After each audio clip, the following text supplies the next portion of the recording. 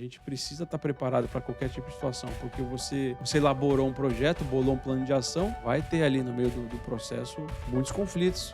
Uma etapa vai bater com a outra, ou até um profissional não vai gostar do outro. Acontece às vezes, o cara não vai com a cara do outro e acabou. Beleza, Vitão. Vamos falar agora sobre resolução de conflitos. Por que a resolução de conflitos é crucial na profissão do arquiteto? Na nossa área, né, da arquitetura, ela envolve muitas pessoas, né, com diferentes visões. Ela te ajuda a manter o trabalho, né, os projetos, o trabalho em si, em andamento. Te ajuda a estar sempre seguindo em frente, a evitar problemas, minimizar erros. Então você concorda com a minha visão de que é manter esses projetos em andamento de maneira harmônica?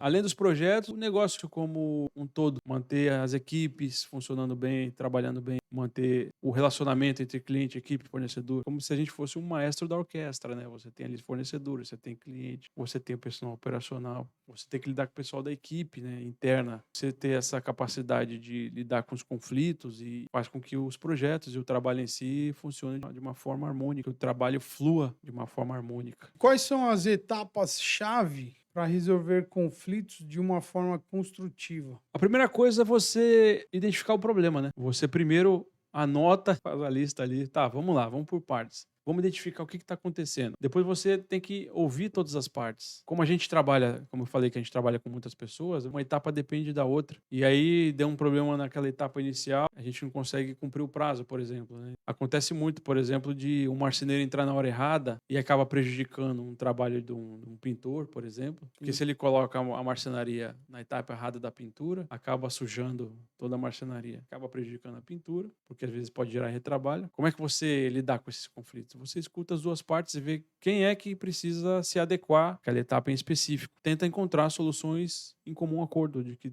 o trabalho flua, que o objetivo basicamente é isso. Cada um sabe do seu meu, mas já aconteceu muitas vezes. Tô falando isso que eu lembrando daquela obra em Copacabana de novo, que tu entregou há pouco tempo. Eu tava lá e o pintor tava dando uma demão na parede, e aí ele falou que ia dar uma segunda, só que ia ter que esperar o rapaz do Sintec executar a parte dele. Aí eu perguntei por que ele ia esperar, ele falou, porque o rapaz vem aqui, aplica o Sintec e espirra o produto na parede, aí eu tenho que dar outra demão. Então, sabendo disso, eu já espero ele fazer a etapa dele para fazer e concluir a minha, né? Sim, Aí eu falei, pô, é verdade. Os caras que estão na obra ali, eles já estão sincronizadinhos, né? Já sim. sabe o momento certo de cada um, né? Isso acaba evitando conflitos até com o cliente. Por quê? Porque se ele chega e ele finaliza a pintura para depois entrar um sinteco, o cliente vai ter que fazer o quê? Comprar mais material para pintar de novo, Com certeza. porque o outro lá sujou a parede. Perda de tempo, retrabalho. Outra coisa também, o que está envolvido aí? São três partes envolvidas nessa situação que você citou. Você tem um pintor, você tem um profissional do sinteco e você tem um profissional que vai instalar o rodapé. Então, você imagina se eles não estão alinhados, como é que vai ser isso? Se ele, por exemplo, instala o rodapé antes da pintura toda e do sinteco, porque a máquina do sinteco ela bate ali, né, no rodapé. Tem que estar todo mundo em Nossa, ia comum dar acordo ali uma. de uma forma que o trabalho flua. Primeiro entra o pintor preparando a parede, aí depois entra o sinteco, aí depois entra o rodapé. E depois Aí finaliza a pintura. depois finaliza a pintura. Dependendo do rodapé, ele pode entrar até no final, depois da pintura, porque hoje em dia tem aqueles rodapés Prontos, né? prontos para instalar. Tem uns rodapés que são até dupla face, que já Já cola e estão tal. acabadinhos e Já fica fácil de bonitinhos. instalar, você só vai lá e coloca no final. Então, dependendo do tipo de material, mas isso tem que estar todo mundo bem alinhado para evitar conflito e de forma que não dê retrabalho e nem problema com o cliente. Vitão, então é correto eu afirmar que a resolução de conflitos melhora também a satisfação do cliente, né? Porque você está demonstrando profissionalismo, né? Sim, você demonstra autoridade. Você demonstra que você tem um conhecimento técnico para estar exercendo aquela função. E isso traz a satisfação do cliente. Ele confia em você. Ele fica mais tranquilo, ele não fica cobrando todo o tempo, achando defeito. Por quê? Porque ele sabe que tem um profissional habilitado ali para exercer o trabalho da melhor maneira possível, né? Se eu fosse o cliente, eu ia te perguntar: por que que o rapaz, já que estava lá dando a demão de tinta na parede, por que ele não ia finalizar? Você ia me Já explicar isso? aconteceu. Então, Por que o pintor não está aqui? né? Eu vim aqui, o pintor não estava Ué, não aqui. deu a mão porque já não dá duas. É. E aí eu vou te perguntar aqui, ó, qual que é o papel da empatia na resolução de conflitos? A gente falou sobre isso, né? A empatia, ela é a chave para a resolução de conflitos, porque você se coloca no lugar de cada um que está envolvido ali naquela determinada situação, né? Tentar entender o que cada um tem a dizer, porque se você não toma a frente da situação, você acaba sendo visto como um mau profissional. A nossa área de planejamento estratégico, né? A gente precisa estar preparado para qualquer tipo de situação, porque você elaborou um projeto, bolou um plano de ação, vai ter ali no meio do processo muitos conflitos.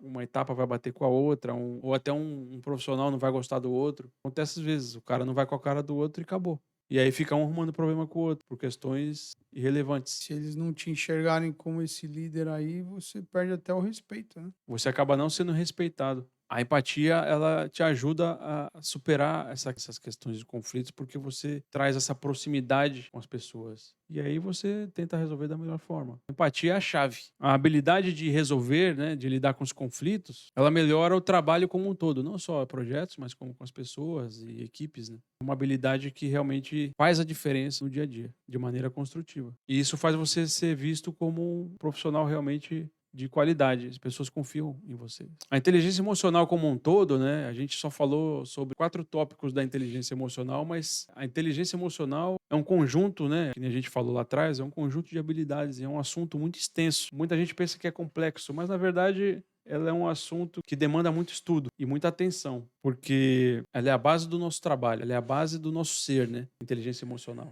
Espero que a gente tenha mostrado para vocês a importância de desenvolver habilidades profissionais. A gente vai estar falando muito sobre isso aqui, porque o nosso objetivo é de realmente ajudar vocês a alcançarem o sucesso profissional, mas da maneira certa. Não é colocar o dinheiro na frente. Se prepara primeiro, se prepara internamente, porque a mudança ela é interna, ela começa com a gente. A gente precisa acreditar que a gente consegue, a gente precisa acreditar que é capaz. Não adianta você só contar com a sorte, não adianta você só contar com o que os outros dizem por aí. É importante que você se desenvolva internamente. E a gente traz muito isso aqui no nosso canal. E a gente espera realmente, de verdade, estar podendo ajudar vocês aí a se desenvolverem profissionalmente para que vocês consigam realmente alcançar o sucesso que vocês querem. Então, rapaziada, pode ter certeza, vocês também vão conseguir. Os grandes não chegaram lá à toa, contando com a sorte. Eles se esforçaram muito, estudaram muito. Tem uma frase que diz assim: o tamanho do seu sucesso é equivalente ao tamanho do seu esforço. Mas eu vou complementar essa frase, que é: o sucesso é equivalente ao tamanho do seu esforço e medido pela força do seu desejo. Portanto, não pare, você vai chegar aonde deseja com certeza. Constância supera o talento. Lembrem-se disso. Você, arquiteto recém-formado ou que está se formando e está acompanhando aqui o canal do Arquiteto X e precisa aprender a vender e precisa perder o medo de vender, nós estamos criando um grupo que terá acesso exclusivo ao lançamento do nosso e-book,